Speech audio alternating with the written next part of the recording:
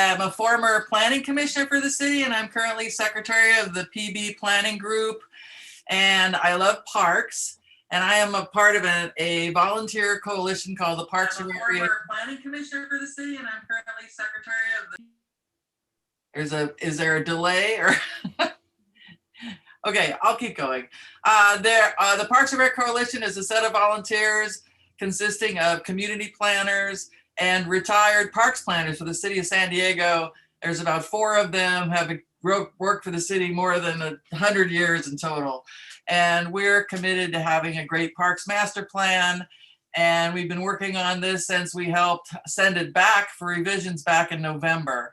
It's a plan for the entire city of San Diego and all the developed parks. And it has a chapter on regional parks. So if you want to know anything about parks, check out the Parks Master Plan. Now, the city planning department refused to present to planning groups or recreational groups, which we felt was tragic, actually. And so we went out beginning in January and presented to almost all the groups and gained support for our concerns. Just a little briefly on the concerns. Right now, the city has a land standard. So if you have a project in the city of San Diego, you're supposed to provide 2.8 acres per 1,000. So most projects don't have as many as 1,000 people. So it's scaled down, and it's a guideline, by the way, not a requirement. But the major change in the Parks Master Plan is they are replacing the easily understandable acreage standard with a complicated point system that the Parks Coalition has tried to get them to change. But the real problem with the Parks Master Plan is it's really being done not to plan parks, I hate to have to tell you, but to change the way development impact fees are charged. So if you're aware, if a development project comes across, the city charges them a fee for fire, for library, for parks, and for streets. And so this changes the way the parks fees are calculated and replaces it with a citywide fee, which we do support. But as you know, the devil's in the details. So I've limited time, so I'll just tell you that they're on their 4th draft. It came out a couple weeks ago. They had a hearing on July 14th at the council committee. They made a few changes and passed it up to city council, which will be held on August 3rd at 11 a.m. If you love parks and you're interested in parks, please take down this email address and I can put it in the chat and I can answer any questions. It's several hundred pages worth of a plan, as you might imagine. And if you're interested in another minute of fame and you're interested in helping, email me and we can guide you in some potential comments at this hearing. Again, that's Tuesday, August 3rd, begins at 11 o'clock. And I'm happy to answer any quick questions about this. That's great, Carolyn. Thank you so much. So yeah, if anybody has questions, do you want to try and raise your hand in with the reactions button, or or on some Zooms it's on the participants tab. There's a little button. Or you can just wait. Tommy raised his hand. Yes, absolutely. Yeah. Yeah, Tommy, do you want to go ahead? Thank you, John. Yeah, Carolyn, if you could just maybe just sort of go over and maybe a few extra sentences as to why this change is so unusual and how this change is so different from the way we've determined parks over the last several decades. It's complicated, and I don't think I can describe it very quickly, but I think the easiest way to understand it is it's being done. Well, that's not an easy way to understand it, but they're developing a system so that developers can use this system to decide if they're going to put parks on smaller and smaller projects. It has a lot of incentives so that developers will provide the lands on parks. And in the past, developers would do it because they had green fields and they had a lot more land. And so they would put most of their parks on site, but that was inequitable citywide because they would put it on their community and contribute nothing to parks and the rest of the city.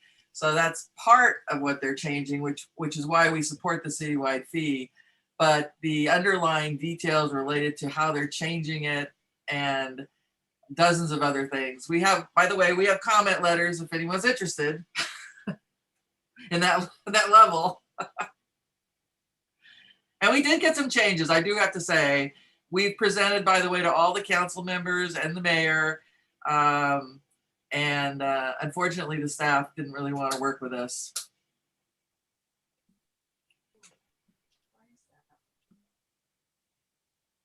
Any other questions? The mayor is supporting this plan. I don't think he's read it.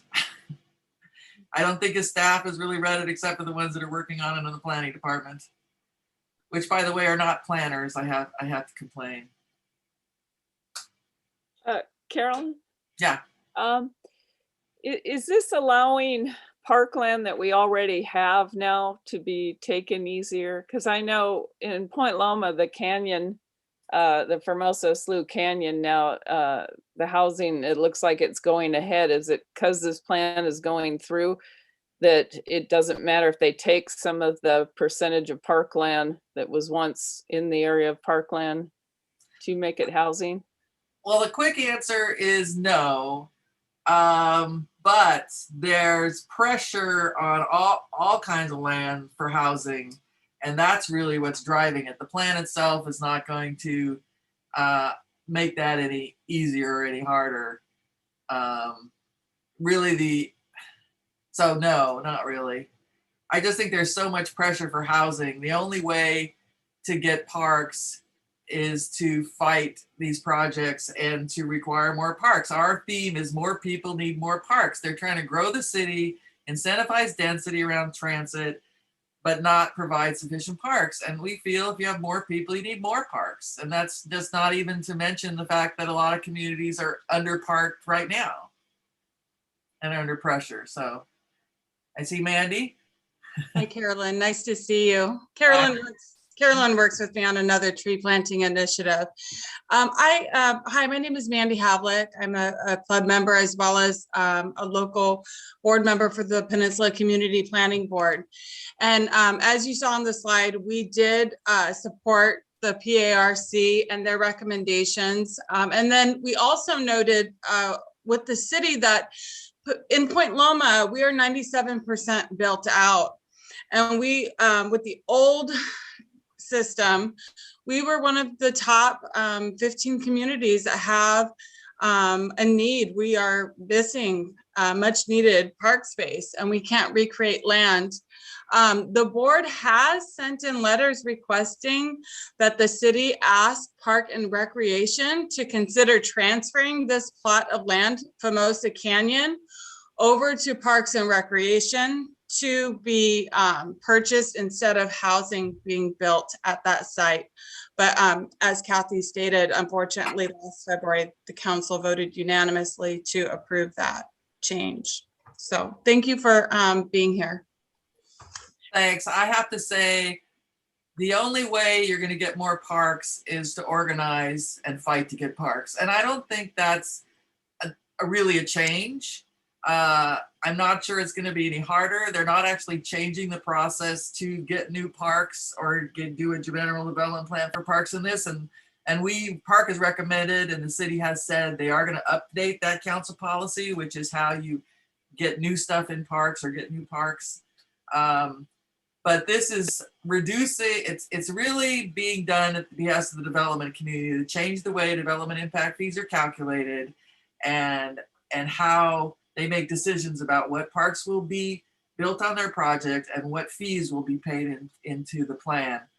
Now, the good thing about the citywide fee is that it's going to be prioritized for communities and communities of concern and communities that are park deficient and communities that haven't kept up with parks. So the key thing in this in the future will be watching for reports, seeing how it's doing. The point system they're replacing the land standard, which is what Tommy was referring to, is untested. It's a new idea, and frankly, it's a bad idea, but we can't get that through to the mayor or the city at this point. Even though Council President Campbell, our representative, has said that she thinks the point system is nuts, but it's really seems to be, we seem to be doomed to have to figure that out by using it rather than just understanding that it's badly designed. I'm sorry to have to say that, but that's kind of the problem. So yeah, if you're interested in potentially, giving public comment, please email me, and we can set you up with something you feel comfortable commenting. So. Yeah, this is great, Carolyn. Thank you so much. Yeah, and I think there's some people I know who weren't able to make the meeting today who will also be interested. So we'll share the information offline. And if you want to put more details, Carolyn, in the chat there. I'll just put my email address in the chat. But seriously, if you're interested in parks, even if you're don't like to do public comment, please get in touch, because there's not enough park advocacy. The Parks and Rec budget has been cut, and parks have never been more important during the pandemic. I mean, and they're full of more people than ever. We need to band together if we're going to get more parks. Absolutely. So thanks. Yeah, no, thank you for coming. Thanks. And later in the year, depending on how the measure gets implemented and being able to keep on top of it and make sure that it's enacted properly, we'd probably like to invite you back, Carolyn and Susan, and talk more about the Park Coalition and how people can get more involved in that at a future date. So, but yeah. Thank you very much. Yeah, short notice coming today. Thanks. Bye-bye. Bye. So yeah, next up then is our main program. And so I will introduce Kathy Blavatt, who many of you remember came to our October meeting last year and spoke about the history and the background behind the 30-foot height limit. And so we're delighted to welcome Kathy back, who has been digging a little bit into the archives to dig up some interesting photographs of the history that she's going to talk to now. So Kathy, I've just made you a co-host if you're able to share. And if not, I'll hand over to you now. That's great. Here we go. Yep. Thanks very much.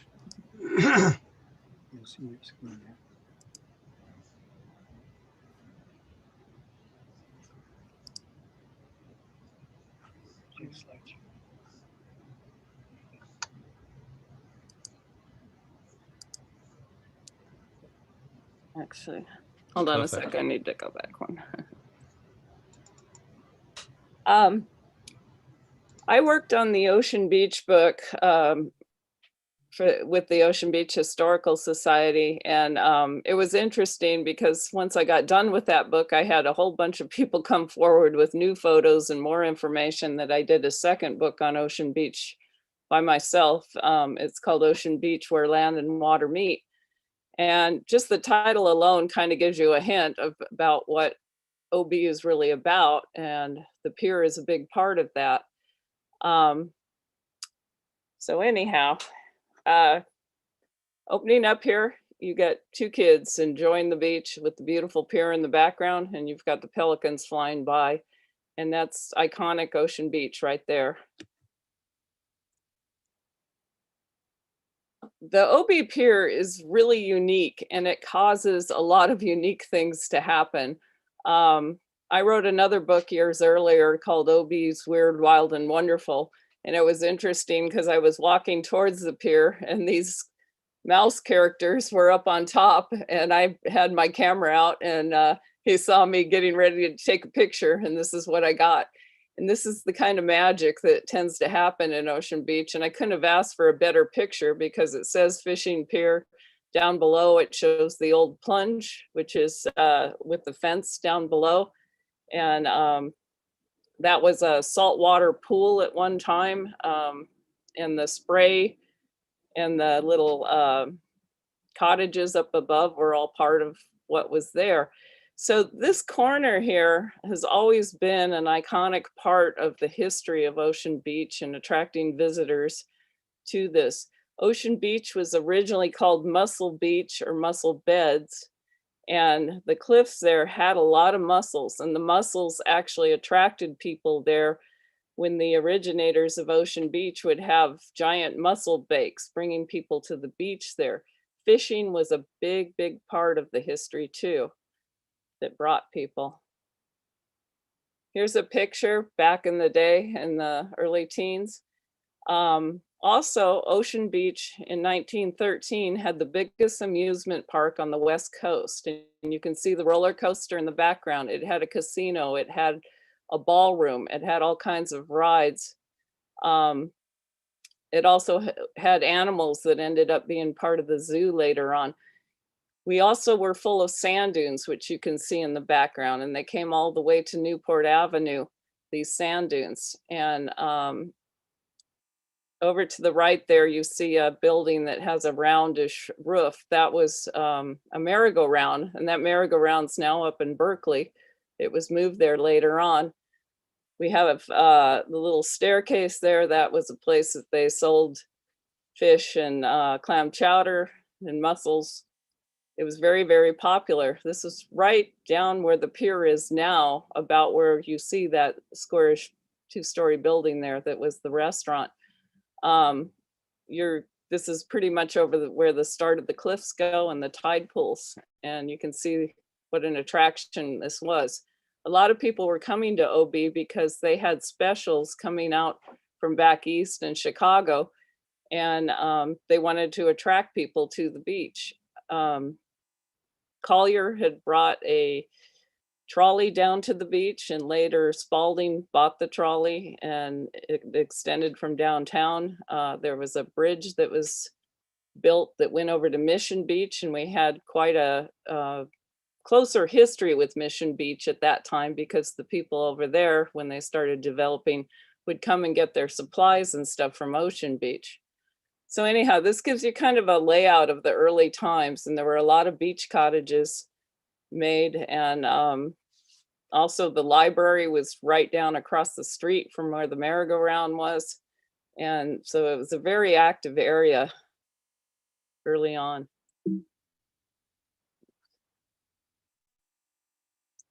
Oops,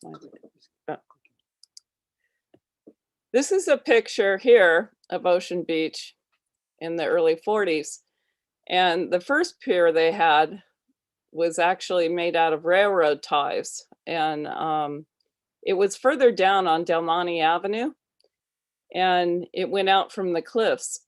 It was 300 feet, and originally they were going to go 2,000 feet out, which is closer to the pier we have nowadays. Randy Diebold, these are a couple of his relatives. He's a local photographer that were down on the beach, and you could see the beach in the background.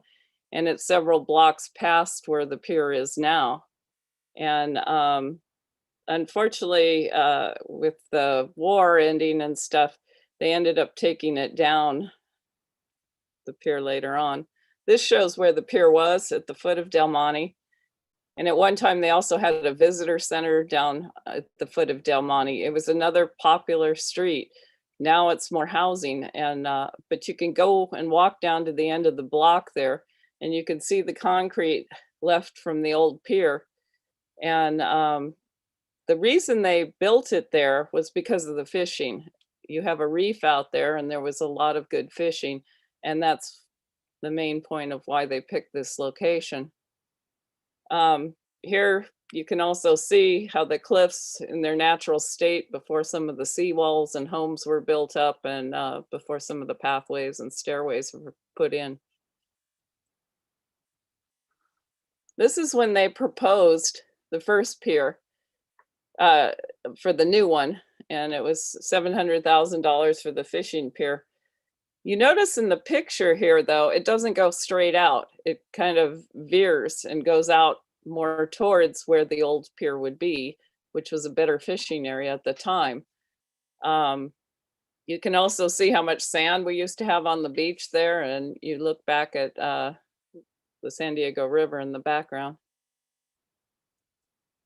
This was actually a painting, it's in color, that the OB Hardware donated to our Ocean Beach Historical Society. And in the process of designing the pier, people were complaining that it wasn't going out the right direction for the fishing. And the people of Ocean Beach actually raised money to add this extension out at the far left part of the T of the pier. And a lot of people, like this artist, donated her photo that hung up in the window of the OB Hardware where they collected donations. Good reason to keep OB Hardware here. They've always been a big part of San Diego and Ocean Beach. A lot of people don't notice this sign. It's when you first go onto the pier up from Niagara Avenue. And it shows that the Wildlife Conservation Board and the Fish and Game Resources Agency in the state of California helped build the pier and were part of it at that time. And I'm hoping that people look back on the funding of this, that maybe we can get some state funding and that we can get some federal funding for this. The first pier was actually federally funded at that time. So we have examples of other funding that it shouldn't just be maybe the city, but also state and federal funding for it. Here's a board that they have on the pier that you can read a lot of the history, and it talks about it being 1,977 feet. So they did try and get close to the 2,000 feet that we promised in the first pier. And it was established in 1966. And at the same time, they were talking about a yacht basin in Ocean Beach and high rises. And people didn't seem to have a problem with the pier. They were fine with that. The other things they did, they had protests. They carried rocks back onto shore at night. They had stickers to keep it from going on the 30-foot height limit. People, Mignon Shear lived in Ocean Beach at the time. She was one of their boards. And they did fight against the yacht basin. And at this, around the same time, off and on different years, but you know, you have Dana Point, which did become a yacht basin, and they tried to put a yacht basin in Imperial Beach, and then Oceanside has a yacht basin. Oceanside's been having a lot of problems lately because sand has been filling it up, and for a while they didn't know how they were going to finance to get rid of the sand out of the yacht basin, but it would have been a real shame to have lost our beautiful beaches along here for a yacht basin, especially if they all gone in, all we'd have along the coast was yacht basins. This is a couple pictures of the pier going up. And on the left-hand side, you can see where it slants down. And our Ocean Beach Historical Society did a piece on this. And they actually said it was a mistake that they didn't realize with the waves coming in and the tides, that if they would have kept going the direction they were, it would have ended up in the water. And then that was one of the major changes that they made on the pier. A lot of what we heard about in that talk was reinforced concrete. That was the new material of the time. And it's come a long ways since then. And there's, you know, 3 proposals. You know, one is let the pier go, fix it a bit. And the second one is to refurb this one. And then the last one is to create a new one. There's a lot of new materials. And if you look at the first pier that was made out of railroad ties, and then this pier that was reinforced concrete, it's come a long way since then, that when they refurb it or if they redo it, hopefully a lot of these new materials will help make it a better pier. And I think there's been suggestions of creating electricity. There's ways now that you can do that on piers. There's a lot of good comments on the OB reg and other places that people have a lot of really good ideas, but why not make energy from our pier if it's a viable source, you know? And I hope they listen to the public on some of these things. And also, you know, for the fishermen, think we need to remember that we need that left wing out more towards the reefs for fishing, because it was originally a fishing pier and it still is. And a lot of people like fishing off it. In 1966, just after the pier was made, we had the 1966 World Surf Contest Championship in Ocean Beach. And we had Joyce Hoffman, who was a local Ocean Beach girl, win the women's championship. This is a picture of her 2 years ago with Skip Fry, and she won another championship. She also was the first female lifeguard in California. And a lot of people don't know that we had some of the top women surfers and water women in the world. And that's another talk I give. But anyhow, you know, we had the first women surfer in California come out of Ocean Beach. We had the first two world champion surfers. We had Joyce. We had the first woman to swim the English Channel both ways. And it just goes on of how many women we've had in water sports. And also some of the champion women had also swam in the plunge that was right down below the pool. And a lot of people don't understand why we kind of have that sandbox when you look down from the pier there. And that was the old plunge. And it was kind of neat. We actually got given the blueprints of how that plunge went together. And they show how they had a gas pipe that went several blocks up, and it was used for warming the salt water in that pool. They had a diving board in that pool, and it was really used by a lot of people. This is Johnny, who's on our board with her children and her next door neighbor's children. This is just when the pier was bright and shiny and it had just opened in 1966. And you can see there with the low tide, there are rocks underneath there, and depending on how much sand is in the area at the time. And obviously at this time, there wasn't a lot. It's changed a lot back and forth over the years. This shows the waves, and they're way out beyond the pier. And this was 1982. And 2016, we had some really big storms. We've had a lot of big storms in the last few years. About every 5 or 6 years, we have a major storm. And actually, in the last decade, 1916, we had one of our biggest, and 1918, we had them. I'm sorry, 2018. And you heard about the Lamborghinis and stuff that flooded there. Well, there's a lot of underwater springs in Ocean Beach. And so when it floods, they do fill up. And that where the Lamborghinis were just a couple blocks away from here, next to the lifeguard parking lot there. And a lot of thought should be going into housing now down along the beach, because we do get these floods and it is going to get worse. And when the new pier design comes out, we really have got to look at how high we need to make this and how strong we need to make it, because like I say here, you can see the waves coming in. The pier's been used for a lot of different things. This is a protest crowd over a peace rally on Iraq. This was Vets for Peace, and the pier was the backdrop for this. They had several of them here in Ocean Beach, and they put out candles with the names of military people that had died in the war. This was showing the fires, how it's an interesting backdrop with the pier there, how the whole area turns orange in the sky and the pollution, unfortunately. This is another day on the pier to the left there that we've got the big waves, and the seagulls just seem to love it, maybe because the people weren't on there as much. Over the years, we've had a lot of different signs with regulations, and they've changed over the years.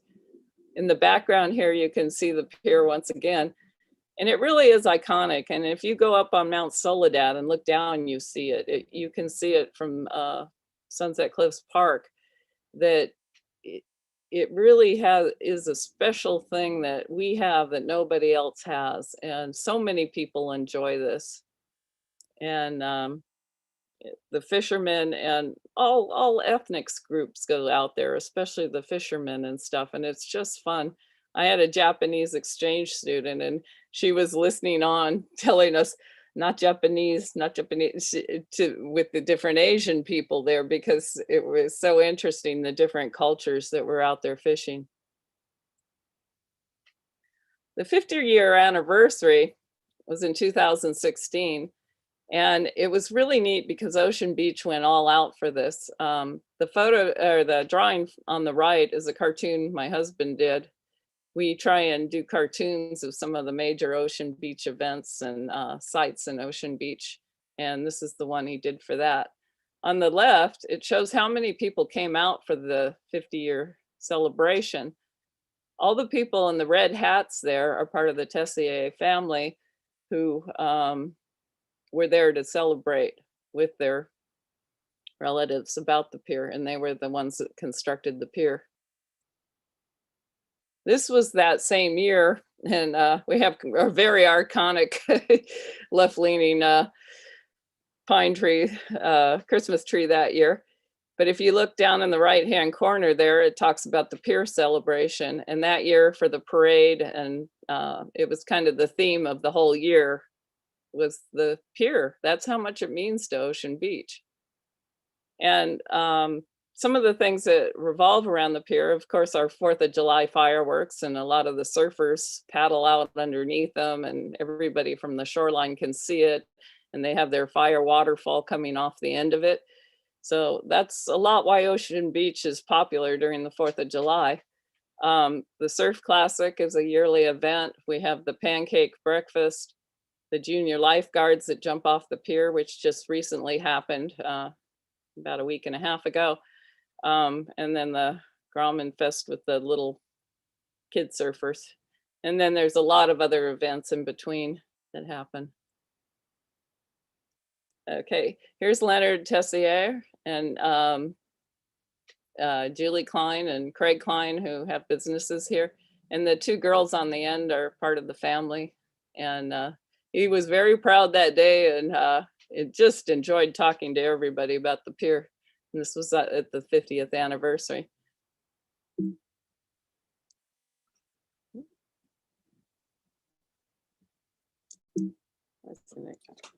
Huh?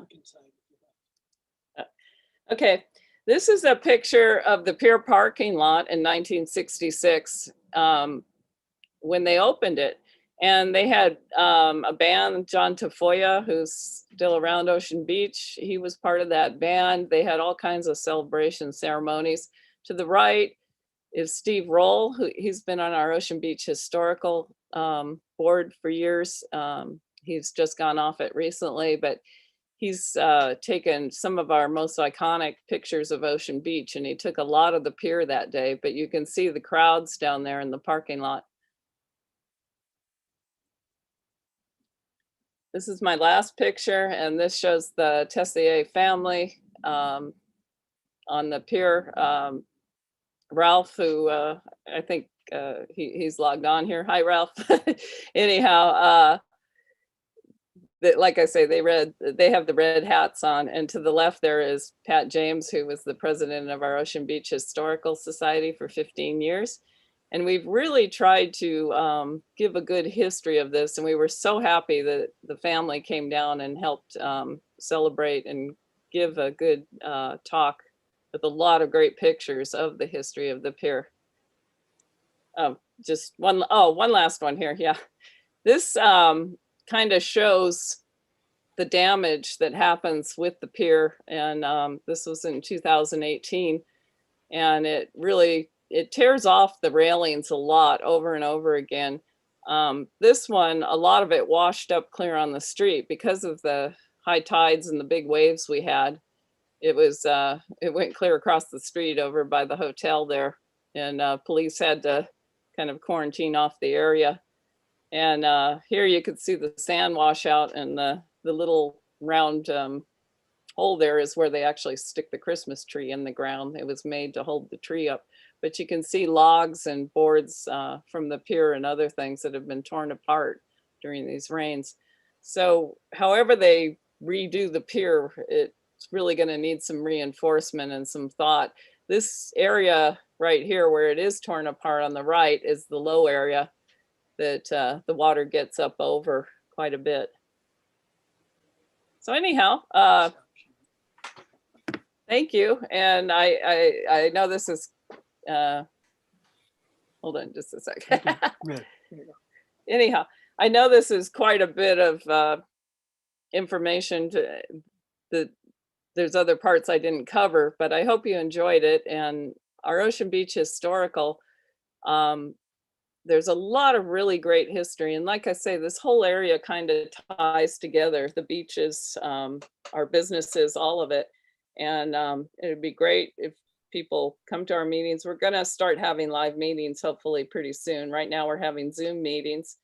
It's only $15 a year to join, but they're free even if you're not a member. And you can go up to our Ocean Beach Historical website, and it's obhistory.org. And we have a lot of old movies up there right now because of COVID. We decided to do some different things, and they're all free, and you can go up there. You've probably read some of the things that Eric Duval, our new president, well, he's several years now our president, he's been writing for the Point Loma Ocean Beach Times. And anyhow, so please come up and please join us. And it's important because if people don't know the history, unfortunately, a lot of things get lost. And anyhow, I hope the pier is remodeled or redone because it is a very important part of Ocean Beach. Thank you. Yeah, no, Kathy, thank you so much for coming, and thank you for digging up all those wonderful photographs. And then Sure. if it's okay by you, if you can hang around for a little bit here, I think what we'll do is next up we have Kohta Zaiser from the mayor's office, and then Geoff Page. And then if everybody wants to think of their questions or put them in the chat, we can then take all the questions at the end after everybody's had a chance to talk. Very much so. Thank you. Great. Perfect. Thanks, Kathy. So as I say, next up then is Kohta, who's got a couple of slides to share as well. So Kohta, I'll go ahead, and you should be able to share, and also I'll try and spotlight you. Perfect. Thank you, John. Appreciate it. Okay. How's it going, You're welcome. everybody? My name is Kohta Zaiser. I am the Deputy Director of Community Engagement for Mayor Gloria, and I oversee Council Districts 2 and 3. So I've been working on the pier quite a lot since we took office back in December, obviously repairing it in the short term and then figuring out what we want to do in the long term. So this is a presentation I gave to OB Town Council a couple months back. And so I'm going to skip the first few slides here, mainly because they're just all about the history of the pier. And we're just going to dive into kind of the damage that it experienced in 2016, 2019, and 2021. Just kind of to go over terminology though. So railings are obviously the railings here on the, on the sides here, the guardrails. The deck is the above portion of the pier, so where pedestrians and vehicles travel. Soffit panels are the underside of the deck. Piles are the pillars here. And then the pile caps are the top portions. Bents are where the pile cap and the pile are coming into one. And then a span is the horizontal distance between two pile caps. So you can see the blue line here. And then the pile jacket is where the pile is a little bit more reinforced, a little bit thicker towards the bottom. So in 2019, the storm damages that it experienced kind of really just made already existing damage much more prominent. So you can see here the damage between the two spans. Here's the 2016 and then 2019, more corrosion. The bents here as well, you're starting to see some concrete falling off, a few more cracks. 2016, 2019, here's piles 61 and 62. So about 25% of all piles, there's 84 piles in total, about 25% of them all have vertical cracking or spalling, where the concrete is falling off into the ocean and it's exposing the rebar and the steel wires underneath. So in 2019, the storm damage was almost exactly the same as what we experienced in 2021, and the repairs in the timeline were just about the same as well. And so the guardrails were replaced here on the north and south side. They did some work on the water pump station and the utility lining or wiring that goes all the way to the bait shop and the cafe up here. And then here is kind of the operational restrictions that were basically imposed after the 2019 storms. So you can see here, here's an overview where they look at, what was repaired. So you can see the storm or the railings were repaired. Here's an area that they identified had some vulnerabilities on the deck and the soffit panels. Another areas where pile caps were getting a little bit more damaged as well. And then here's the bait shop and the cafe right here. And then again, more additional pilings that they identified that were a little bit weaker. So 2021, this is what we experienced over the winter. As you guys know, the pier was closed for several months until about Memorial Day weekend. Really, really similar damages that we saw. So railings were knocked over. This time around, we didn't see any damage to the water pump or any of the utility lining, which was good. But piles 61 and 62, which is on the most western side all the way down here, experienced more severe damage. And that's why we're actually seeing only a partial reopening of the pier, because after you get past the bait shop and the cafe, it starts to get the structural integrity gets a little bit weaker there. So here's piles 62 and 61. So you can see the vertical cracks in 2019 is now full spalling in 2021, where the concrete is just falling off. Here's the 61 as well. They didn't have an image for 61 from 2016, but you can see that it's really starting to expose kind of what's in the middle of these piles. So what we're looking at here, these these two piles are at the most western point right here. And then here's the cutoff point. So basically you can access the pier today, but once you get to the bait shop and the cafe, they have a fence where you can't go past it. And this isn't because the pier is about to crumble into the ocean or anything like that, but basically they're fearful of anytime there's king tides or storm weather, or if we experience heavy seismic activity, we just don't have a lot of confidence in this end portion right here, the structural integrity. This portion here is totally fine, and this area here is probably able to withstand regular pedestrian traffic and vehicles, but any type of extreme weather or an earthquake, we do have a lot of concerns. That's why we're closing it off right there. So now we got to look at the future and kind of what we're hoping to do next. In 2019, we did the immediate repairs just to get it open again. And that's what we did again in 2021 as well. Cost about a couple $100,000. And basically we just reinforced the pier to allow for partial access.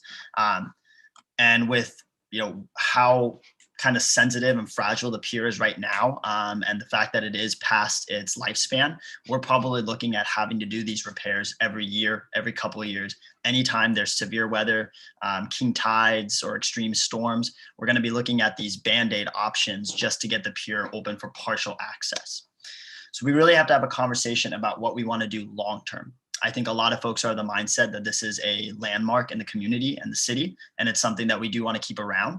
And so looking forward, we have three options before us. We could do pile repairs, which would basically be reinforcing every single pillar along the line. That is probably the least bang for the buck, in my opinion. I think it's just, it isn't an investment, but it's not a full reinforcement. It doesn't repair the decks or anything like that. It still leaves the pier very vulnerable to extreme weather that we're seeing. We could also do a full repair. This would be everything, including the piles, but also the railings, the decks, the underneath as well. Adds about 10 years to the lifespan. A regular pier is about 50 to 75 years. This pier is 55 years old. And with the increased weather, I think it's just getting weaker and weaker as it goes along. And then the last option is a full replacement. This is obviously the most expensive option on this menu here, but it's also the most bang for your buck. It adds, 50 to 75 years. It will be enjoyable for decades to come. And so looking forward, the state just announced that we got $8.4 million allocated to the OB Pier. This is funds that have no strings attached. It doesn't need to be allocated to only design or only research. And it also has no expiration date. It will sit in this pot of money until we're ready to make a decision about what we want to do with the pier. So that's really good freedom that we kind of have. I don't have a cost estimate on repair or replacement. It really depends on how intensive the design is. But $8.4 million could be a great catalyst starter fund to collect more funding down the road. And so Council President Campbell's office actually created a community working group to have that very discussion, because we want to make sure that what we decide to do with this pier is decided by the community. You guys, are going to be using it the most out of anybody in San Diego. And so we want the design to be, agreeable with the folks who live in OB. And so if you're interested in that, I highly encourage you to reach out to Teddy Martinez in District 2. He's the one who will be chairing that committee. I believe their first meeting is sometime in August. It'll just be a working group comprised of community members to figure out what we want to do with this. You do have the full support of the mayor's office. We will use all of our connections in Sacramento and the federal government to lobby for additional funding.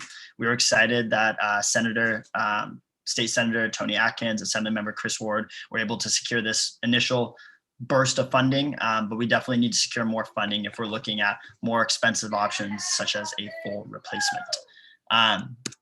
But that's it for me. As John said, I think we're going to save questions till the end, so I'll hang around and I'll be available whenever you guys get to me.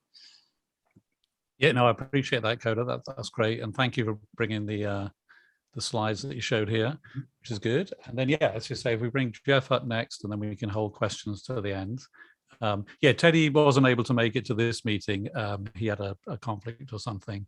But if you do have that date as to when that first meeting is coming up, if you can let us know, and we'll reach out to him directly as well. Yeah, I'll put my info in the chat too. So if you guys are super interested, you can just reach out to me directly. That'd be great. Thank you. Excellent. So I'll add Geoff here to the spotlight. And then Geoff, are you okay sharing your slides, or do you want me to share those for you? Yeah, you're on mute, Geoff, if you're all right. Can you hear me now? Yeah, perfect. I'd be happy to do it myself if we can make that work. Yeah, we should be able to. You're a co-host, so you should be able to go ahead and just share. Just hit the share screen at the bottom. Yep. Okay. I have to be careful what everybody sees here. That's true. Limit it to the slides. That's good. Okay, so now I guess this is it here. That's good. Yeah. So we see little thumbnails at the moment. Okay, let me do the regular slideshow.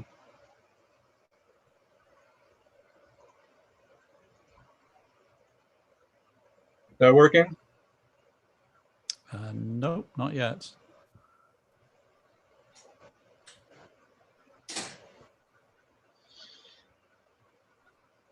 I can see it on my screen, but you're not able to see it? No, we just see small little thumbnails at our end. Well, but if you like, let me go ahead and share mine, because I have it set up just in case, and all then right. you can just tell me to advance the slides. Okay. Okay. Is that the first one? Yeah, that's the first one with the overview. Yeah. Okay. Before I do any of that, just a quick brief, a little bit about me. My background, I've lived in Ocean Beach for 40 years, so I'm an old timer for being around here.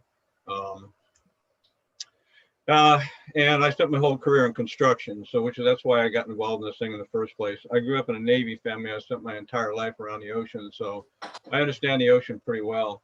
I used to run, I still do actually, I've just taken a little time off, but I run, and I always run down to the end of the pier and run both tees. And over the years, last few years, I started looking for filament on the pier because people keep dropping their fishing line.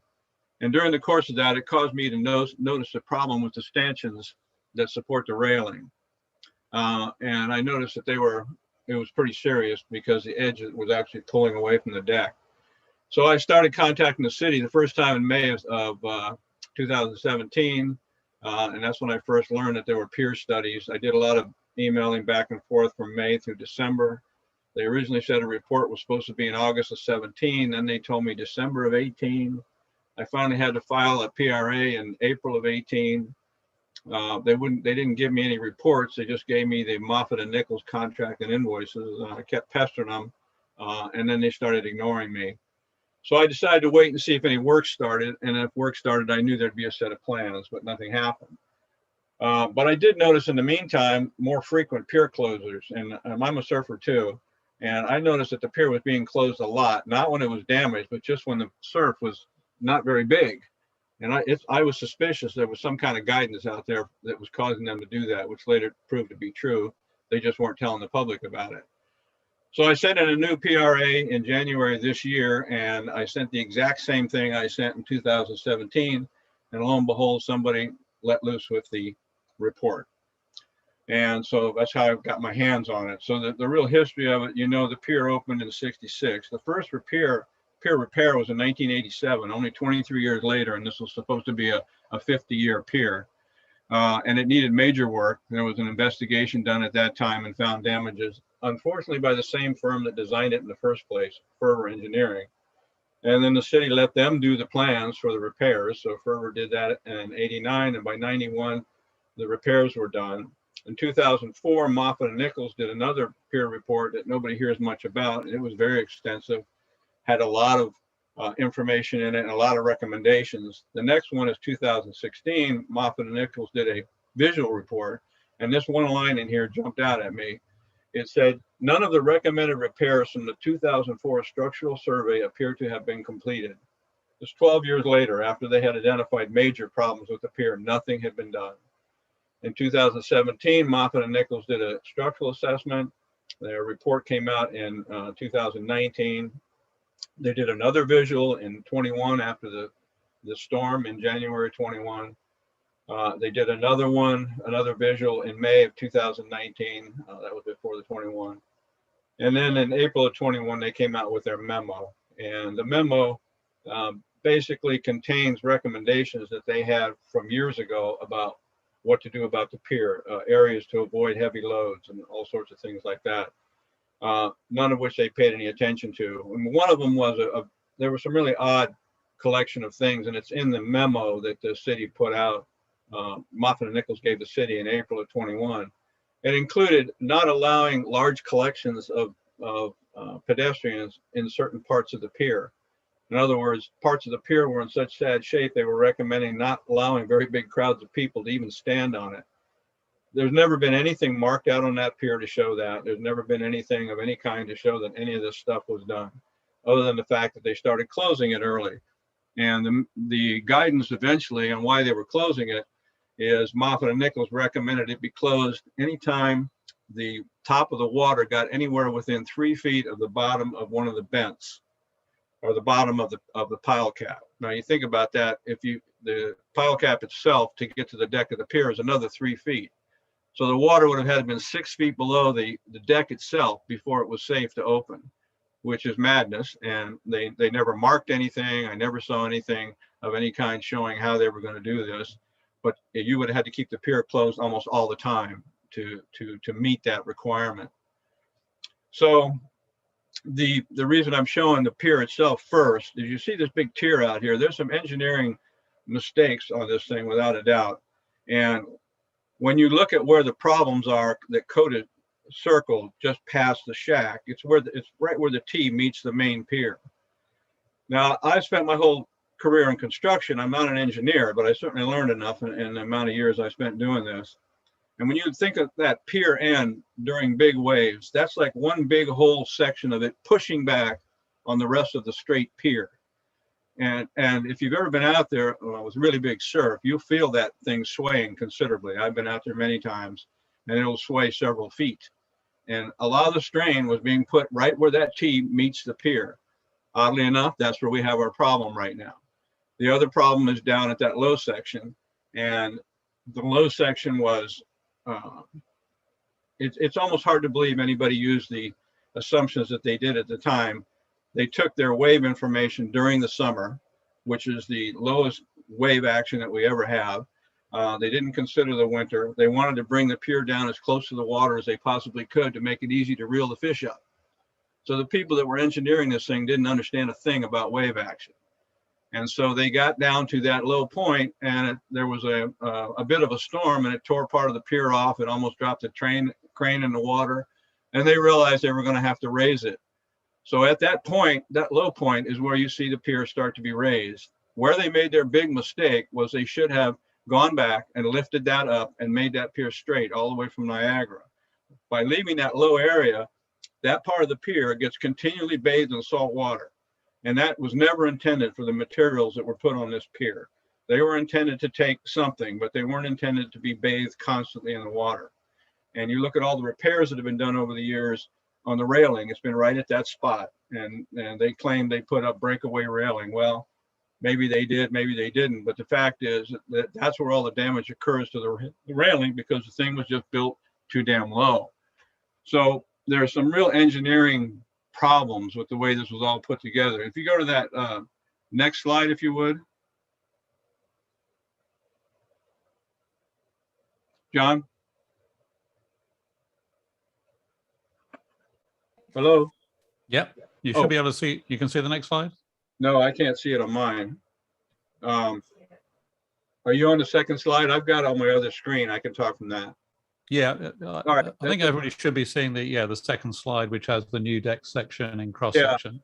This is just a diagram. I know Kohta went through it. This is a little more detailed. You can see the way the thing is actually constructed. You have the piles that come up, and then this cap on the top is called a pile cap. It ties them all together. And then the deck sits on this. What it doesn't show is there are horizontal beams that run east and west that connect the pile caps to give them more strength. The deck is built on top, and it's made out of pre-stressed concrete panels. And basically what they are, they're made this way because they're very lightweight, and they have cabling running all the way through them. And when they build the panels, they build them at a panel site. They don't build them here on the pier. And they put a device on either end, and they tension these cables, a rather amazing amount of tension. And that's what gives the concrete its strength and flexibility. And so those cables are very important for the strength of the deck. And a bunch of those now are rusted out and gone and are breaking. And then on top of the deck, there's a little bit of a wearing surface. And then you've got the curbs and the rest of it. So that's basically what it actually looks like. If you go to the next one. Yep. You'll see that section that's bent 19, and that's where there's a big problem, and that's the low spot. And that's another engineering issue. When you think about it, you've got that entire pier. If you take the force that's coming against the T, if that T was built on a straight pier all the way back to Niagara, that whole pier would help take the force of those waves. Now what you have is you've got the force of that pier coming down to this point at bent 19 and putting a ridiculous amount of strain on it right there. So that was another engineering issue that should have been fixed. That whole thing should have been lifted at that point. Go ahead to the next slide. Okay. So that shows the repairs from 1989. That what you're looking at? Yeah, the encasement. So the stuff that you see around the bottom of these piles at this point was put in 1989. Now, this is only 23 years after this 50-year pier was supposed to last, and they had to come in and jacket these ones. And then if you go to the next slide, you will see that one of these jacketed piers is now having problems. And basically what you got is rust. And this point where the jacket reaches up, where the jacket ends and the old pile begins, that's another stress point right there. Every time the pile moves back and forth, it's instead of moving as one as it would before, there's a stress point right there. So this was another engineering issue I don't understand. This probably should have been jacketed all the way to the top. The next slide shows the condition of the deck edge. And there's I've got a few slides here about the stanchions and what got torn off. This is what I first noticed when I was looking down, and I saw, well, these things are anchored in here, and this steel is now exposed and rusting. And if you go to the next slide, it shows the ones that were torn away during the storm, completely torn away. It wasn't just the wood that had to be replaced. And the repair eventually to this one was similar to the repair they did the last time. They had to move the edge of the railing away from the edge of the pier about 18 inches. So now the pier is narrower because they had to move the stanchions in so they could find sound concrete to actually anchor them to. The next slide just shows the ones that were they were still in place, but they were knocked over. And So you can see the metal with it at the bottom and the way it's pulling away from the deck edge. Then the next few slides are just some information about the damages. So you've got the longitudinal beam. Are we still together there, John? Yep, we're on the longitudinal beam damage number 7. So you see the beam, and the same thing has happened to it. The next one is these 2 slides, 2 piles that Kohta mentioned, 61 and 62. For 62 here, I'll take a minute and explain something that some of you may know and others may not. The problem is not the concrete falling apart. The problem is the rust on the inside. So what happens with steel in concrete, you get a crack in the concrete, and then water and moisture works its way into that crack and causes the steel inside to start to rust. When steel rusts, it actually expands, and it's the expansion that cracks the concrete. It's kind of not really intuitive for some people, but the fact is that it just causes more bulk, it causes pressure, and it pushes the concrete apart. So if they had ever done any crack maintenance on this pier, this problem could have been solved. There's ways of doing that. They can remount the cracks a little bit. They shoot epoxy in there. There's things you could do to protect the steel, none of which was ever done. So anytime the pier cracked anywhere, that was the beginning of a problem with the salt water and the salt air. The next one down is basically an illustration of that. So the part where the concrete, it just popped off, and it popped off because it was pushed off by the expanding rust. I've got a couple pictures here. The next 2, 12 and 13, are just pictures of the pile cap. So the pile cap itself, if you look at slide 12 here, this is the support, and this ties the 2 piles together, and then it supports the deck. So that pile cap is a major important feature, and you can look in this slide 12 and what sad shape that's in. That one looks like it's about ready to break right in the middle. The next slide 13 just shows more of the same. So you got bad piles, you got bad pile caps, and then on slide 14, you have what's going on with the deck itself. And you can see the exposure underneath here of these strands, and they're actually breaking. The very last slide is an illustration of what the panels look like. All right, so they have some rebar in them, and then they've got these 1/2-inch strands all along the bottom that are tensioned. And anytime they're broken, that reduces the strength of the concrete panel. And so that's another serious problem. So let me see. I guess what I would say from my point of view, you can go out of the slide if you want to. We're okay with that for now. Having spent my entire career in the construction business, I can tell you there are really only 2 choices here, not 3. One is to remove it and never put it back, and the other is to replace it. You can't, repairing something that's in bad a shape as this is not economical. No matter what they tell you about what they think an estimate might be to rehabilitate the pier, in the construction business, when it comes to dealing with existing facilities that you're trying to remodel or fix, there's so many hidden problems that come up that any kind of estimate in the beginning is a guess. So they may estimate, okay, we have to do this, that, and there, and this part's okay, and we can leave this part. And then they get in there and they find out the pieces that they think they can leave, they can't. And so it becomes a very expensive process. And then there's a diminishing return too, the cost between using old materials and trying to rehab that versus new materials. At a certain point, the labor cost of rehabbing the existing material becomes prohibitive, and you're much better off going with new material. Cobbling on new material onto old existing material like this is just a bad idea. The concrete is old, the steel is old, and on top of that, anybody that ever did all this work, you'd have a hard time getting any kind of warranty for it, because they really wouldn't be able to warrant the stuff that's actually existing inside. They might warrant the work they did, but they wouldn't warrant the overall project because they couldn't be sure about the rest of the pier. So for my money, the only way to do it, the only thing is the 2 choices: take it out or replace it. Nowadays, they have, if anybody paid any attention in your walks, when they did the ridiculous $1 million ADA sidewalk at Dog Beach, for the longest time, the rebar there was exposed and it was green. And what that is what they call epoxy coated rebar, the reinforcing steel within the concrete. Back in these days, when the pier was built, I don't believe they had this. I've never actually looked up that history, but my guess is they didn't. It's more expensive, so it's possible maybe it did exist and they didn't want to spend the money on it. But that epoxy coated rebar is a major reason why things would work better, because if the concrete did crack, the rebar would be able to resist the corrosion. So, you know, the only reason I got involved in this thing in the first place is I like Ocean Beach and I like that pier. I wish they hadn't built it in the middle of that surf break.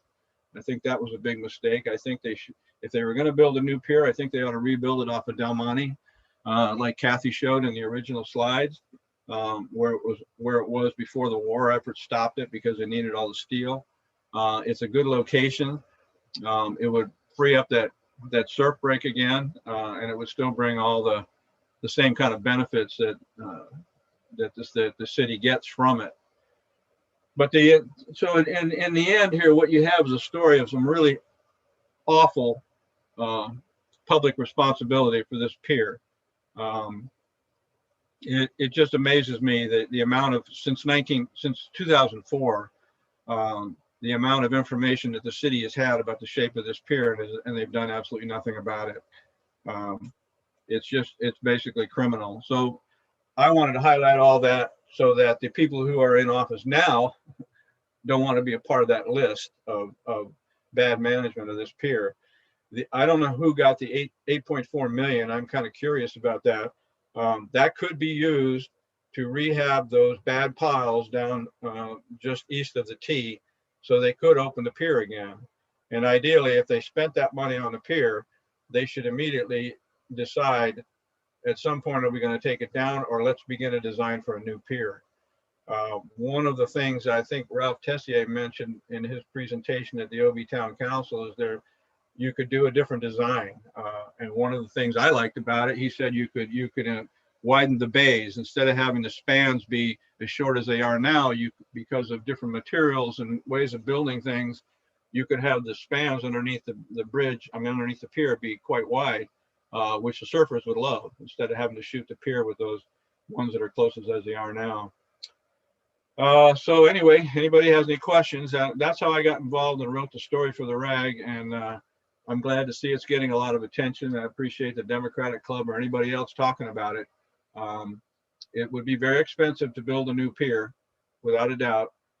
But I think for the region, you know, Kathy mentioned it during her presentation, and I said I've run this pier hundreds and hundreds of times, and it's an absolute delight to go down that pier and see people from all over San Diego who come there to fish. And you can tell that they're San Diego type people.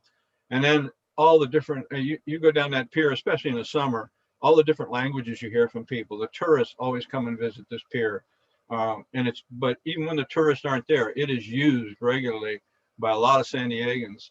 And these folks, a lot of them, and maybe I'm making a judgment call, but a lot of them are using that pier as kind of an escape from perhaps where they live. They bring their whole family, they bring food, they bring music, and it's a way to get away from, or to get out and get on the ocean, and it's free.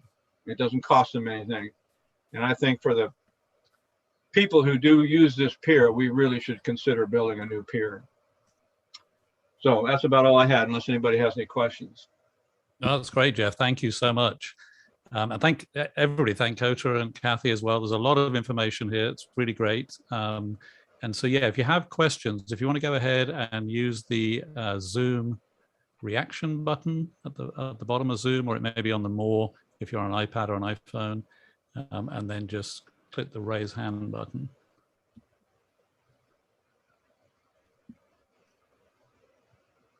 Yeah. I don't see anybody raising their hands now. It's either because they haven't figured out how to get it on Zoom, or nobody in Ocean Beach has any interest in the pier. I suspect it's the former and not the latter. But if you're having a problem with the reactions button, do you just want to unmute yourself and speak up? And if we can stick to one person at a time, that'll be that'd be great. Yeah, Ralph, I see you're waving a hand. Ralph, do you want to go ahead? Hi. Hi, thank you for inviting me to the meeting.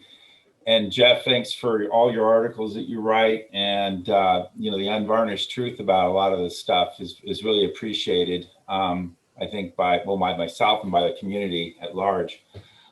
Yeah, I would concur that you know, there really are two options, and you know, the latter option that you mentioned, to rebuild the pier, you know, makes a lot of sense. I think what was interesting to note that in the OB Town Council meeting, when we looked at the, I think it was the, you know, they voted on whether to, you know, I think they voted on 3 things. And I thought it was interesting that there were a high percentage of people that wanted to just rehab it. And I would concur with Geoff. The thing that people have to understand is that with concrete and that salt water environment, the rehab, you know, concrete will just continue to deteriorate. So you can't just rehab something and bring it back to new. One of the interesting things is what Geoff described as the rusting and the expansion of the rebar tends to spall the concrete and makes the cycle vicious. There's also another component here, and what people need to understand is that concrete and reinforcing work really well together. In fact, that when you place the concrete originally has a high alkaline environment, which actually provides an oxidized film that protects the concrete. So not only is it just the cracking, but also as the concrete ages, the high alkaline, which is about 12.5 to 13.2%, starts to diminish over time. And when that starts to diminish, then all of a sudden that is pacified over time, and then it's more prone to, that protective film tends to go away. So it's really those two components actually. And yeah, you're right. It's not, the bang for the buck is not in any rehab at all. I would never recommend that. I would recommend a replacement. And then also Geoff mentioned what I was talking about in that presentation I gave a few weeks ago. And you know, there's lots of different ways we can make the pier stronger. We can, the concrete mix design technology has really advanced, making it making it more impermeable. And we can also design, instead of 30 foot, I think we could probably design 60-foot spans. And we could also design it in such a way that we minimize the splash zones. That's one of the critical things I think that this pier has, is that it's got a lot of splash zones. When water hits the concrete, it's salt water. And then when the tide recedes, the water evaporates, but the salt remains. And then the process continues over and over and over again, putting more and more salt into the concrete, which is porous. So, so I think that, you know, moving forward, you know, there's intelligent ways of improving that design. No, it's good. Yeah, no, thank you, Ralph, for the input. And then, yeah, do you want to go ahead, Geoff, and respond? And then I see Pat Richter has the next question. Yeah. Yeah, all I wanted to say was that I think you guys, your construction company, you and your dad, what they did, that was quite a feat. The pier problems are not with the construction company at all. It was with the engineering. I just want to make that clear. It was built well. It was done the way it was supposed to be done, and it was a hard thing to do. So I think they did a really nice job of what they did at the time. The construction people, the engineering people, I think were the problem. No, that's a good comment. Yeah, so Pat, do you want to go ahead and unmute? Oh, okay. I don't see myself. Am I being heard? You good? Yeah, we can hear you. Okay. What are the pros and cons of moving a new pier down to Del Monte Avenue, where there is no parking and it's residential? Great questions. Anybody want to, I don't know, Kathy, do you want to give us a historical point of view as to why it should or not go there or not? You're on mute, Kathy, yeah. Okay. Well, historically, it is a better place for fishing and there's more of a reef out there that maybe Geoff could elaborate on that, but it may be easier to build out there because it's more rock bottom. Yeah, the residential, I'm sure there'd be some problems there and you don't have the parking there. But it is only, you know, a few blocks away from the parking lot. Like I say, the fishing would probably be better there. Would the path along the cliffs be improved so that you could walk from Niagara to Del Monte? I guess that'd be up to the city. I mean, they closed it for a while this year, for quite a while. And I was actually surprised that it was reopened, but it may still be a problem because of there's just so much room between the houses and the cliffs there. And so many of these seawalls fall down and stuff over time. I just did a book on Sunset Cliffs and I had a bunch of pictures of like Orchard Street and Pescadero, and how a lot of these seawalls, there were houses hanging over the edge and stuff that I think, you know, you can only do so much there, that you might have to go through the streets to get there at some point. It actually might be better to come down from Santa Cruz Street to walk over if you were going to do that. There's a little bit more area to walk, but it's still it's all kind of a problem. And how many boulders and how many things do you want to, you know, drop there at the bottom and stuff. Anyhow, go ahead, Geoff. Yeah, Pat, right now, where you look where the pier ends now, it's all residential. There's a few commercial businesses, but there's cottages, there's apartments, there's all sorts of residential. And parking it, anybody who's tried to park down at that pier, you know that's pretty darn impossible right now anyway. Yes, they have a little more parking there. It's not that much of a walk to get to Del Monte. And I think the idea, I had that same idea of exploring that, making that boardwalk along the water, or you could possibly walk along the waterfront to get to Del Monte. I don't know what prohibitions there may be to that. That would be the first thing I would look at. Otherwise, you just walk down from Del Monte. You're still close to downtown. And yeah, you know, you could park down there in the parking lot and walk over. Maybe a little bit of a couple of blocks of walk, but certainly it would be in a better area for people who really enjoy this. I mean, that was a fantastic surf break. It goes from that way out on the reef on the south side all the way through to the beach. And it would really be nice to open that back up again. Either way, if you're going to replace the pier, you're going to go through a big environmental and permitting process. So my suggestion at the time would be, well, discover which one would be easier. Would it be easier with the Coastal Commission and everyone to put a new one where it is now? If that's the case, then do that. If it's no more difficult to put it down at Del Monte, then I would say maybe they should study that possibility also. It's just so easy to walk there from Newport. You know, you just go down the beach and. Yeah, understood. Yeah. And there aren't people smoking down there anymore, so. That's true. No, thanks, Pat. That's good. Any other questions?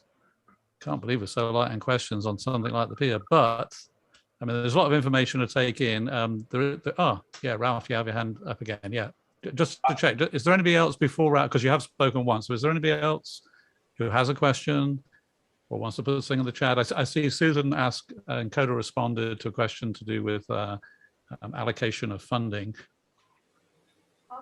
So John, how do the businesses feel about the pier, the businesses on Newport Street, because a lot of them are dependent on the pier there? Yeah, Susan, I was just about to type a response to that. I don't have any hard data on how activity at the pier currently impacts the businesses, but if we relocate it further away, either more north or south, I imagine the impact could be significant. Denny Knox, who's the executive director of OB Main Street, which manages the businesses along Newport, she's one of the chair people of the working group that they put. So she'll kind of put in that business perspective as we discuss, how we want to plan for this in the future. It's That's always good. it's always been my I've always been suspicious that the reason that the pier got put where it did instead of Del Monte was probably because of pressure from the merchants. They probably wanted it closer to Newport, and that's understandable. You know, I'm not saying it's a bad idea. I'm just saying it for some reasons it would be nicer to move it if you're going to build a brand new one. Yeah, no, that's a good question. So yeah, Ralph, sorry, do you want to go? I was just Yeah. going to make mention that that's a very interesting idea, putting it down Del Monte and freeing it up for the surfers. One benefit to putting it where it is now is you could build the new pier off of the old pier. So there might be some economic benefit to that part. And then the only other thing I wanted to say is I really appreciate the community of Ocean Beach and Point Loma and the greater San Diego getting really involved in this thing. If this is actually, if we're going to actually preserve the pier, whether we do whatever program we do, or, you know, hopefully build a new one, we really have to have community input. Community input's really going to guide this to fruition. The city and state and federal can't be the only proponents of this. It really relies on citizens that really want to have a pier in Ocean Beach. Yeah, I think that's very important. Yeah, so we threw up a little poll if you want to vote. I think if you're a co-host, maybe you can't vote in a poll. I don't know, but if you can. Yeah, this is Angela. Yeah, I don't think I can. Okay. Oh, not to worry. I think Susan accidentally just ended it anyway. I did. I accidentally ended the poll. Sorry. Yeah, no problem. So we'll just share the results of the poll. Oh.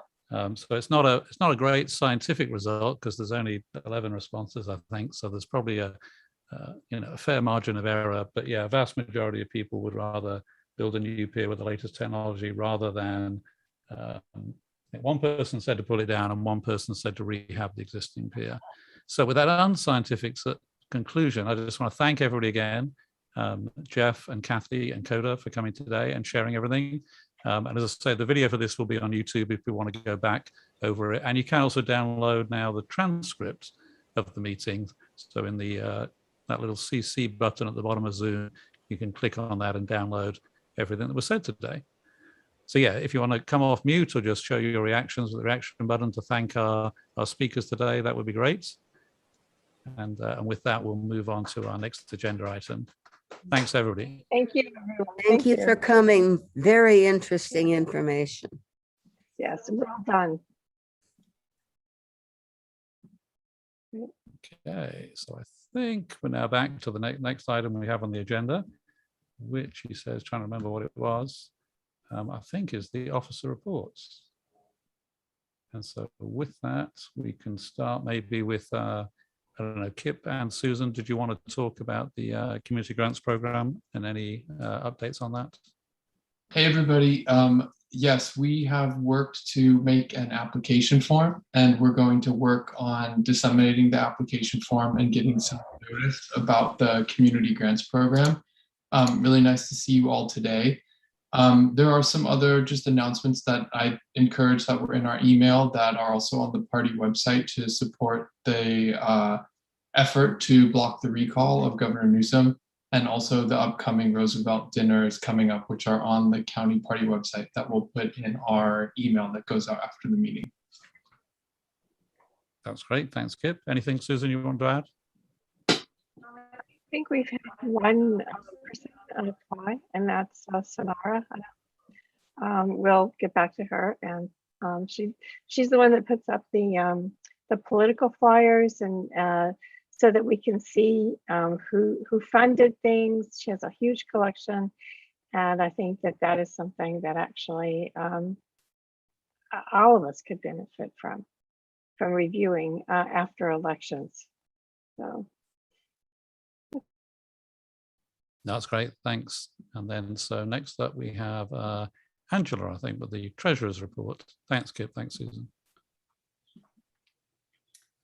So I wanted to let everybody know that right now we have $10,436 in our checking account. And what we're hoping is that we will get moving with this grants process so that we can make some allocations to deserving organizations in our community. We currently have 123 members. And then the other thing I wanted to mention is that the executive board thinks that we're ready to see if we can do an in-person outdoor event in August. We think that it would be, many of you are used to the fact that we do an afternoon potluck, including a barbecue. And what we want to do this year is invite vaccinated people to come to an outdoor event, but instead of doing it as a potluck, we would arrange to have a caterer provide the food so that, you know, we've got just one person providing food, and we can then have everybody go through a coordinated, essentially buffet line. We're looking into having San Diego Tacos handle the food, and we would also then take care of all the beverages. So what we would ask from our members who wish to come to the event is to, we're looking at having a $20 fee for this late afternoon meal. And then for you to bring back to school items, which we've traditionally given to the Western Service Workers Association's back to school drive.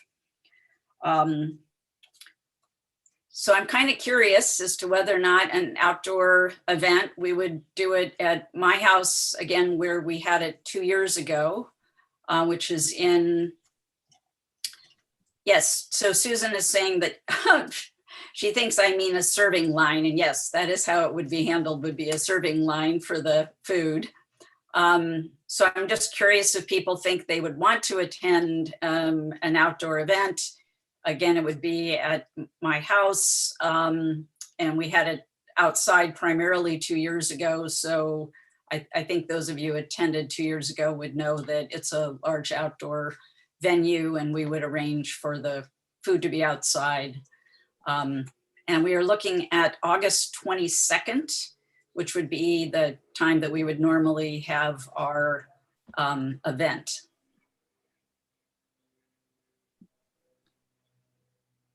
Yeah, so on that, yeah, I know, Ruth, you have a hand up for a question, but before we do that, just by a show of hands using the reaction button on the Zoom, if people can find the way to the reaction button, if you want to raise your hand, if you think you'd be interested in coming to an outdoor event with fully vaccinated other club members and with the food being catered and easy to, you know, pick up and stay outside. That's great. Thank you. I mean, it's not, we're not going to hold everybody to it. Obviously, you can change your mind later, but just kind of rough percentage and show of hands. That's great. Thank you, everybody. And then, yeah, Ruth, did you want to go ahead with your question? It wasn't a question. I was wanting to remind you that I want to make a report from my position. So whenever you get to that. Sure, no problem at all. Yeah, that's fine. So yeah, sorry, Angela, did you have anything else? And that concludes it. I'm happy to see that 50% of the people who are here would be interested. So I think that's a good indication. So thank you very much. Yep, and that's great. And then, yeah, if you want to hold just a second, Ruth, we've got Diane next. And I think Dan was going to go ahead. We had a e-board retreat like last month when we had the month off for June. So we got together and Diane ended up with one of the action items that I think she's going to speak to now. Yeah, so the e-board wanted to do a survey that I'm working on right now to understand, you know, what people like and maybe would like to perhaps change about the Dem Club meetings going forward. There's been some talk about doing some weeknight meetings, perhaps maybe to support a local business like a restaurant or something. And so I'm putting together some questions that'll go out to folks in the near future. So be looking for something on that. Yep, that's great, Dan. Yeah, because we used to, back in the before times, we used to have happy hours and things kind of mid-month. Yeah. And so we want to kind of revisit that and see how comfortable people feel about getting back together again. Yeah. That's great. Excellent. So yeah, Ruth, do you want to go ahead? Okay, since I am the Central Committee liaison, I thought I should report that I actually have been attending their meetings. They are interesting only by their boredom, I would say. They spent, well, probably almost 3 hours debating the various Robert Rules of Orders things in regard to various resolutions they had. They did shut down at 9:51, and I can't report to you exactly what they determined on any of the resolutions, because I don't think you'd really care. And that's probably, I don't know, maybe I'm getting too old to get excited about dealing with the problems that they were dealing with. Maybe you're just practical, Ruth.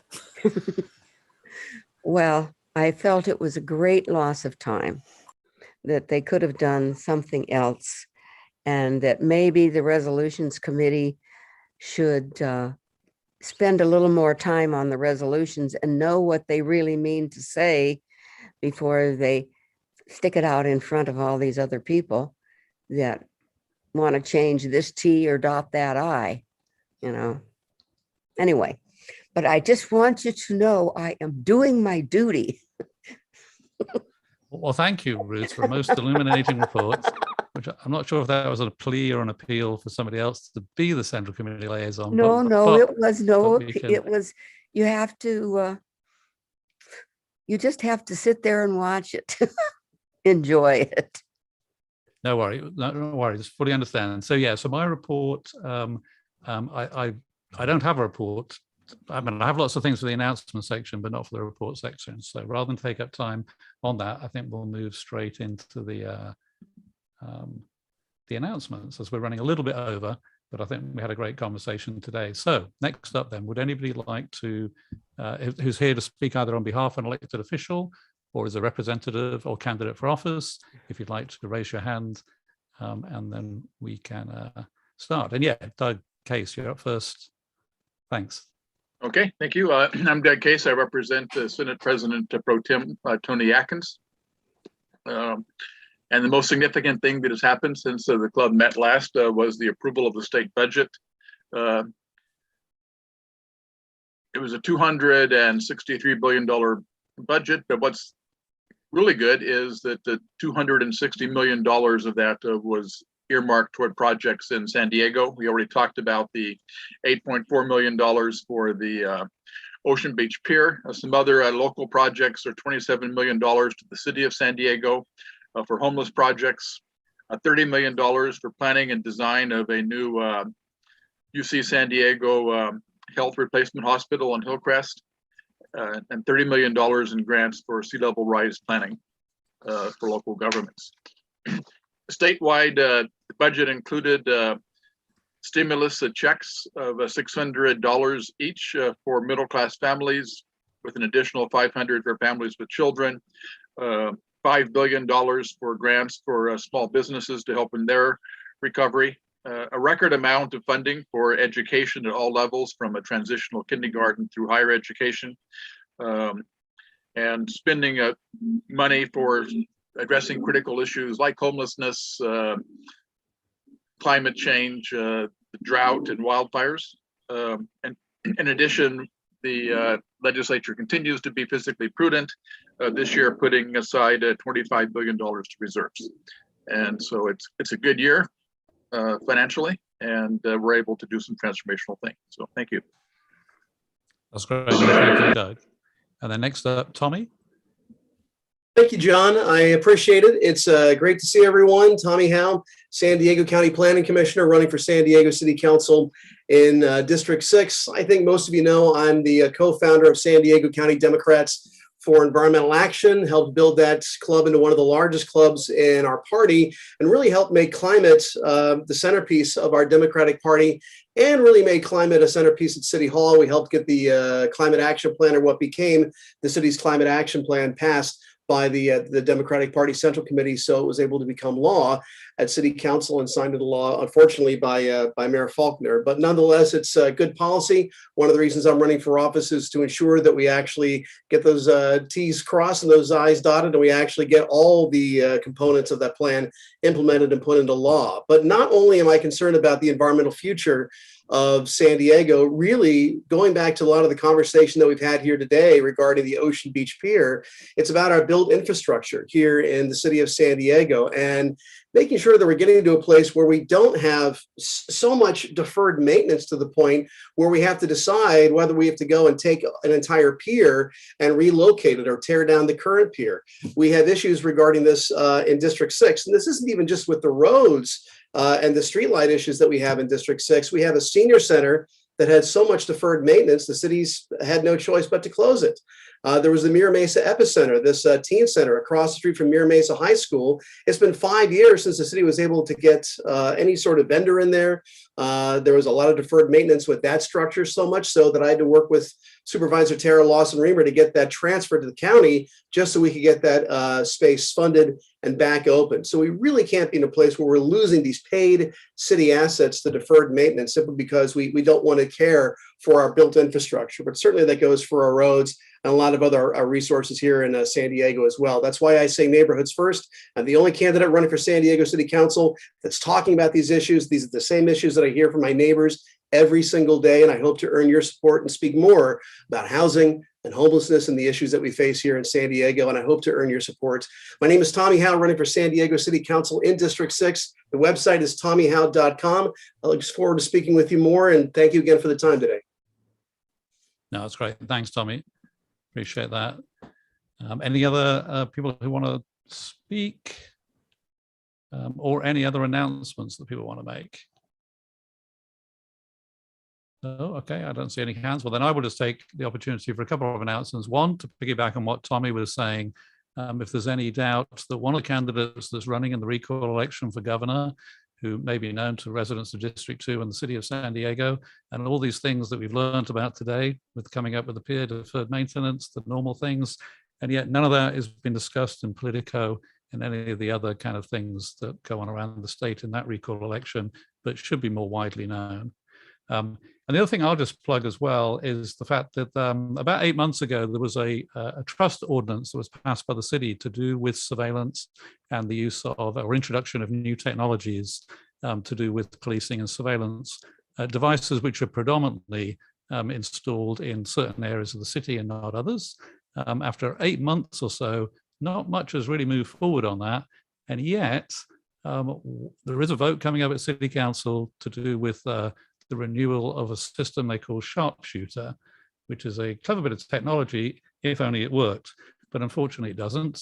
There's many documented cases of how it really works in practice. And so if you have any strong feelings on the city dragging its feet on what it should be doing to ensure that we use our monies effectively and not spend them on certain items for certain groups within the city, by all means, please check out the link that's I put in the chat.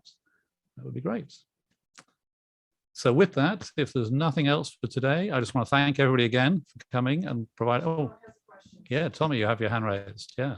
I apologize not to take any more time with the space. I know we're ready to wrap up the meeting, but I would say regarding the recall election that with John Cox and Kevin Faulkner both being from San Diego, we do have an unusual obligation here in San Diego County to get the word out, not only to our friends and family around the state, but certainly to our neighbors regarding how important this election is. And in the conversations my team and I have had with our neighbors thus far, a lot of my neighbors are under this understanding and this misapprehension that if I'm opposed to the recall, I don't need to do anything. I don't need to fill out any kind of a ballot. I can't tell you how dangerous that is. And we can only talk to so many of our neighbors at any given time and on any given day. So I think it's important that we remind everyone, all of our neighbors, that yes, you must fill out that ballot and you must say you do not want a recall.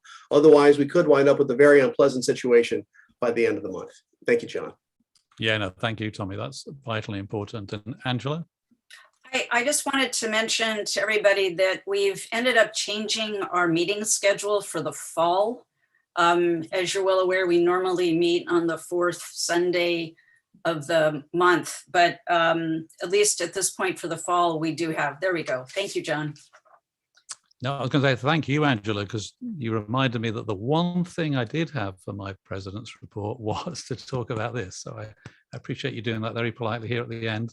And just to say, yeah, we've had to juggle some of the dates because there are, at the Point Loma Assembly, for physical in-person meetings or hybrid meetings, because we'll run them both on Zoom and in person, we had to juggle around to do with the Playhouse that also has some matinees and things happening on the Sunday.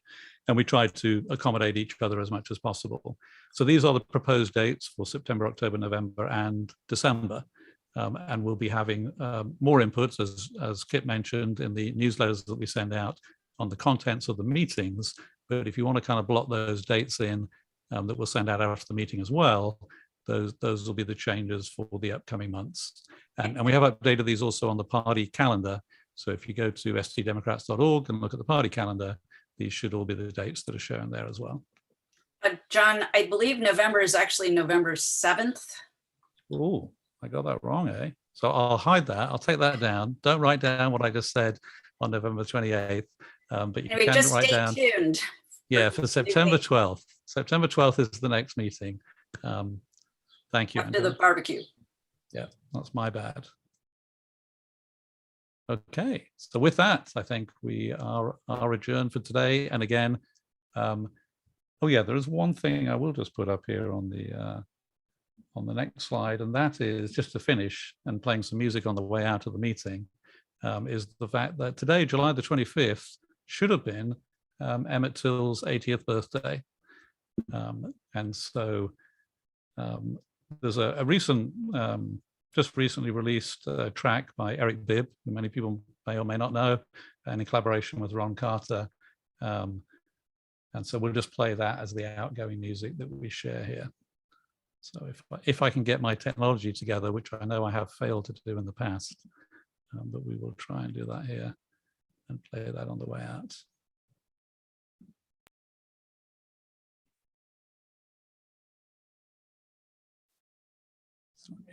Yeah, I'll just jump forward on this clever little background to show information on that and then play the track.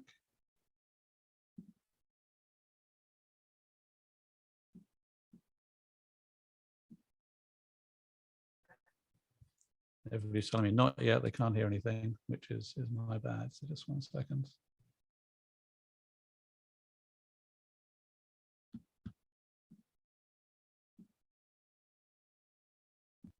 Battered face. Yeah, I'm gonna put it back to the beginning of the track. Here we go.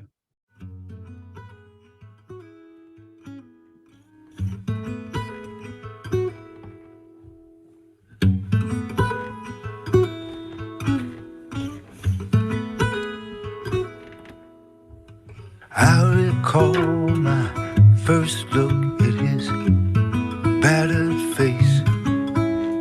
A few years younger than Emmett Till, when he met his brutal fate. That photograph scared me so bad, I started to cry.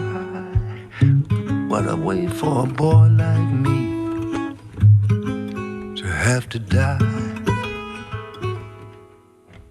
The ghost of Emmett Till is walking around the town of Money, Mississippi.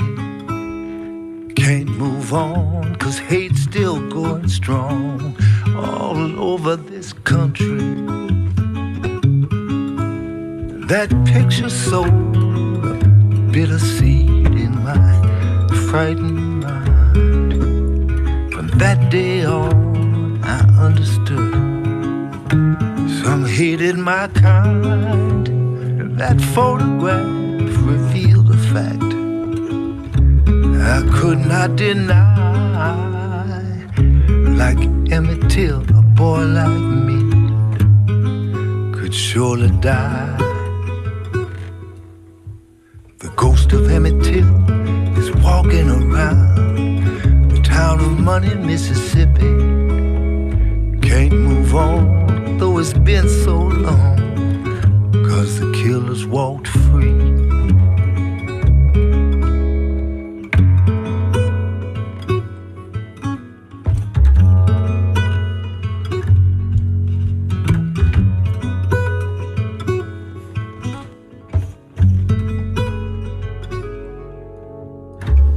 I remember I started to shiver when I saw his face.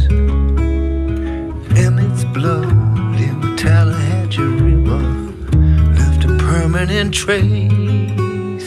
That photograph scared me so bad I started to cry. What a way for a boy like me to have to die.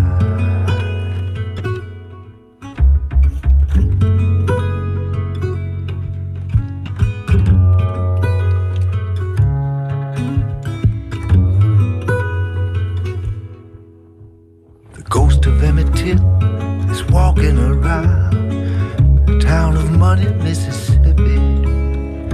Can't move on, 'cause hate's still going strong all over this country.